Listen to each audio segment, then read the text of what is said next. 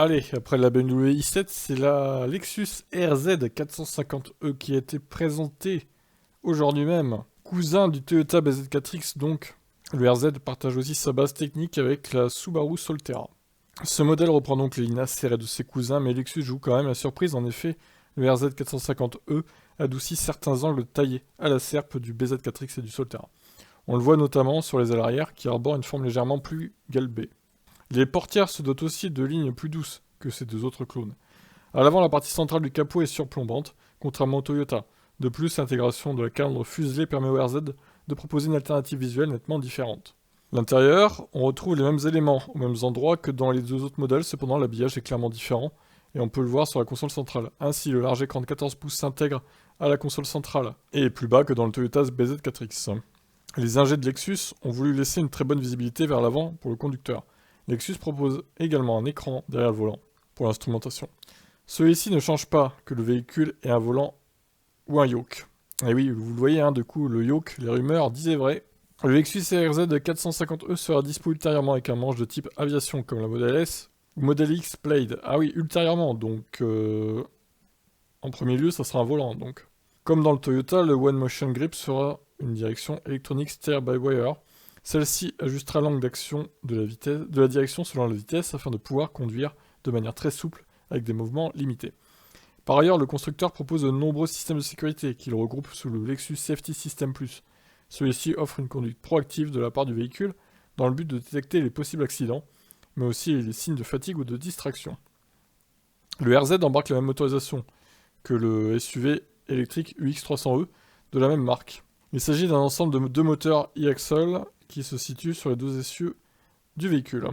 Il fonctionne avec la transmission intégrale Direct 4 que Lexus a conçue pour équilibrer en permanence la motricité des roues. Ainsi, la voiture ajuste en direct et en permanence la puissance du couple. La puissance et le couple qu'elle envoie à chaque roue. Les deux moteurs de 150 kW à l'avant et 80 kW à l'arrière développent une puissance de 230 kW, soit 313 chevaux. Le couple est de 435 Nm. Lexus n'a pas joué la capacité à tout prix sur la batterie, mais la durabilité pour les SUV électriques. Ainsi, il embarque un pack de 71 kWh de capacité utile. En matière d'autonomie, le constructeur japonais prédit une distance dépassant les 400 km WLTP sur une charge. Mais c'est sur la durabilité, pour le client comme pour l'environnement, que Lexus mise. Le constructeur vise ainsi des batteries pouvant conserver plus de 90% de leur capacité après 10 ans.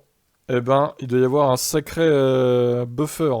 Genre la batterie doit être de 80 kWh mais 71 utilisables par exemple. Fabricant de voitures hybrides depuis plus de 20 ans, Lexus veut capitaliser sur son expérience. On ne connaît pas encore les tarifs, mais on peut se faire une idée. À leur sujet, ils sont évidemment au-dessus de 45 000 euros. Ouais, quand je vois que le X300e est déjà à 40 000 et quelques, alors qu'il a que 300 km d'autonomie, on rappelle, et une charge CHAdeMO, imaginez celui-là, quoi. Chez Toyota, les loyers en LLD varient entre 399 et 469 euros par mois, mais ils ont un apport très important. Pour la marque de luxe du groupe, on peut s'attendre à des tarifs nettement supérieurs, et un haut de gamme dépassant les 60 000 euros, ce qui n'offrirait plus aucun bonus. Lexus précise que les réservations ouvriront dès le 20 avril, aujourd'hui donc, les livraisons débuteront en janvier 2023, et la direction One Motion Grip arrivera plus tard dans l'année. Alors découvrons les petites photos de ce Lexus RZ 450e.